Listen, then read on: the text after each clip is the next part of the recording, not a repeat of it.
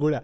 Vale. Bueno, ahora, siguiendo un poco también con lo que es la línea de freestyle y de batallas en tus participaciones, después entonces, cuando llegó el parón de Red Bull, sí que vamos, tanto a ti como lo que dices, o sea, muchísima gente de tu generación, es como que dejasteis de centraros ya tanto en el freestyle y la mayoría pues fuisteis a la música o cada uno con diferentes proyectos, ¿no? O sea, después del parón, en cuanto a freestyle, sí que participaste en una edición, ¿no? En 2017. 2017 o 19, una de esas dos, 17 creo que sí, creo que 19, no sé, en una de esas dos. Sí, mira, lo que sucedió ahí fue que exactamente en ese parón, que fueron creo que 4 años o 5, no sé, eh, hubo un cambio generacional de freestylers en México muy importante. Es justamente cuando cuando se paró Red Bull, eran todos los demás, que era Asesino, Jack, Lobo, esos morritos, eran unos morritos de verdad, eran unos RC, eran unos niños. Claro. Eh, entonces en ese parón ellos empezaron a agarrar como que más impulso, ¿no? Ya cuando regresó, nosotros no íbamos a bajar a las plazas porque habíamos estado en Red Bull, ¿no? Claro. Como que eso era para niños ya. Entonces todos los que nos consagramos en Red Bull ya no quisimos como volver a bajar a lo mismo que ya habíamos pasado en nuestros años atrás, porque eran las únicas oportunidades que había.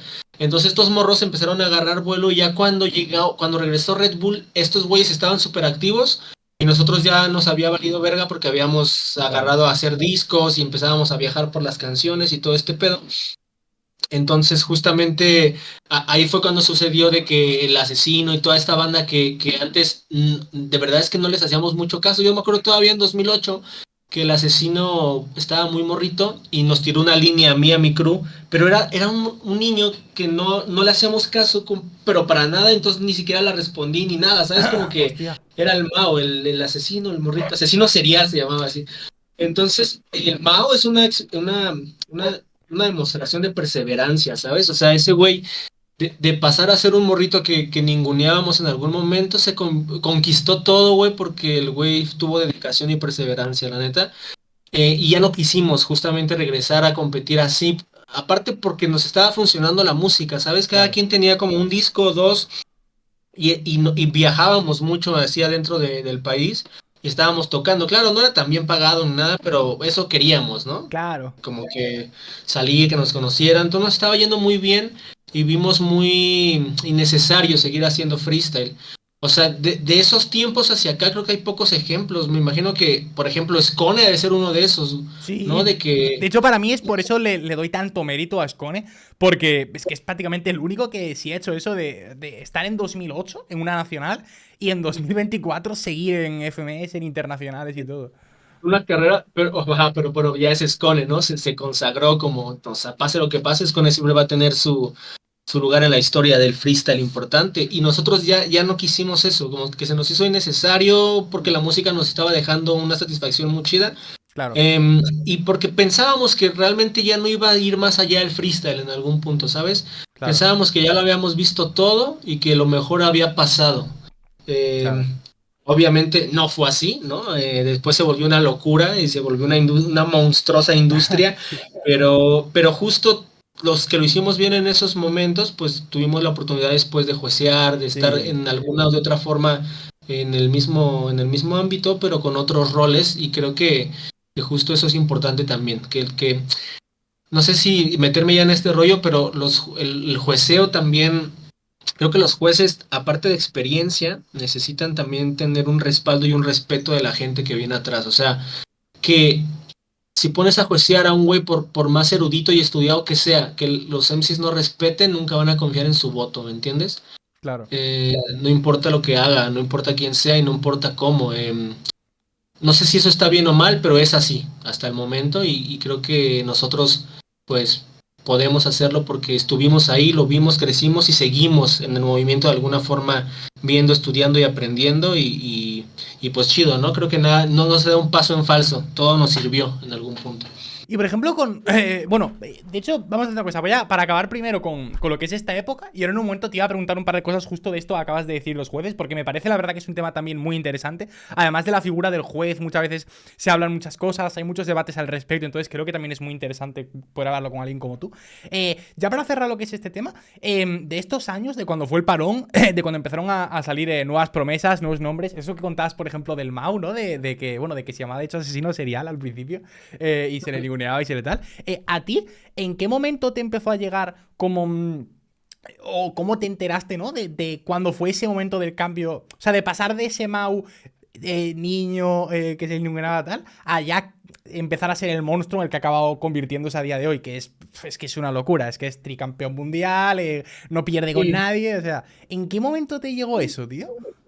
la neta no me acuerdo, o sea, pasó tan, no sé cómo decirlo, pasó, o sea, su fate no se notó nunca, güey, ¿sabes? O sea, Claro. yo sí lo veía que estaba muy activo, yo sí veía que ya estaban subiendo y que ganaba todo aparte, ¿no? En el Sí, parque, ganaba todo en los torneos y yo decía, ahora le está pegando muy cabrón.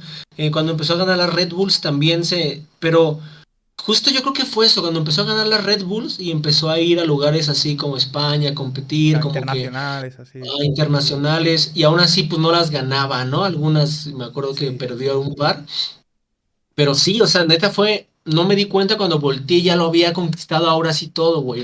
No, Hostia, no te puedo decir exactamente, ok, fue en estos años o en esta época, pero claro. fue en esa transición de Red Bull y creo que al mismo par venía God Level y BDM y un chingo de cosas que ganó en esos 3 años que no recuerdo bien cuáles fueron.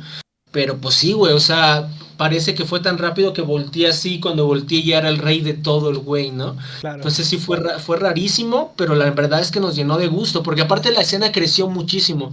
En esos tiempos estábamos muy peleados todos contra todos, güey. Era una estupidez como de que, tú no puedes ser mejor, sabes, la escena pasa Sí. por un chingo de procesos así, y a veces eso te impide reconocer a los demás, ¿no? Por eso te digo que antes se ninguneaba mucho hacia los morrillos y todo ese rollo. Pero ya cuando empezamos a crecer nosotros, ver al Mau era un motivo completo de orgullo, ¿no? Así como que, Claro. güey, no mames, es Mexa, creció con nosotros, el güey seguramente vio nuestras batallas de niño y ahorita el güey es el indiscutible rey de todo el freestyle del planeta, ¿no? Entonces se siente chido y creo que ya con la madurez de todos se nos infla el pecho cuando hablamos de ese carnal en el freestyle, la neta. Qué bueno, qué bueno. Ok, bueno, pues ahora sí, ya entrando en lo que estábamos hablando antes del jueceo, que me parece como yo creo que un tema también muy interesante. Primero que todo, por cierto, de la anotación que has hecho del tema de traer a gente de los que estuvisteis antes, que aunque igual no tuvisteis la oportunidad después de estar como freestylers compitiendo en la época en la que el freestyle se volvió más mainstream y más industria y eso, ¿sabes? Creo que al final, también por respeto, por reconocimiento y porque creo que debe ser, ¿sabes? O sea, al final... Es lo que digo, a día de hoy tenemos lo que tenemos, el freestyle ha evolucionado mucho, se ha vuelto una industria, 1000 internacionales, 1000 ligas, pero absolutamente nada de eso hubiese sido posible sin las batallas que hacéis vosotros, que llegaste ese día, como dices, a las 5 de la mañana y erais dos, ¿sabes? Si no hubiese sido por todas esas piedras que se fueron construyendo, a día de hoy esto no existiría. Entonces creo que evidentemente, o sea, es un respeto brutal y la gente tiene que darse cuenta, porque muchas veces la gente solamente se da cuenta de los que están compitiendo ahora y no se dan cuenta de todo el camino que se hubo para que eso pueda suceder, ¿sabes? Y, Sí, sí, sí. y bueno, y de lo del jurado te iba a preguntar, primero que todo, porque esto es un debate que se hace muchas veces. ¿Tú crees que para ser juez o para ser un buen juez de competiciones pues internacionales, grandes, élite, ¿tú crees que es necesario haber sido freestyler? O sea, haber competido antes. Ok, ok. Para cerrar del freestyle, justo lo que dijiste está chingoncísimo, porque España también tuvo ese proceso muy cabrón. Me acuerdo de Teco, que era mi favorito, Sí, güey. Teco. Teco, Celedonio, güey, se me hacían una ¡Wow! cosa bárbara, güey, ¿sabes? Sí. La neta, yo era súper fan del Cele, de cómo se movía, de cómo entregaba, de todo ese pedo, güey. Y ya no los vi mucho después de eso, ¿no? Sí. Desaparecieron. Bueno, Cele sigue rapeando, pero Teco no sé, creo que ya desapareció, Sí, no Teco sé sí cómo, que yo no no lo he sé. visto. O sea, Celedonio hecho este terrible que está con la música y tal.